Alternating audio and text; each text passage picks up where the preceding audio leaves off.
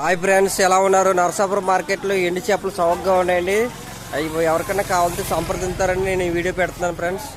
చూడండి, సోమవారం జరుగుతుంది సంత. ఇది రకరకాల చేపలు. ఇది ఇప్పటికి 4 గంటలకు అయిపోవాలి. ఈరోజు తెల్లారి వరకు ఉన్నాయి.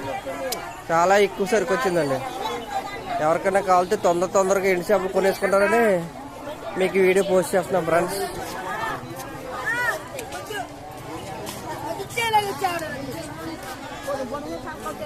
అన్ని చేపలు ఉన్నాయి. కడి చేపలు, కొయ్యిన చేపలు, చావుడేలు, అన్ని ఎండి చేపలే.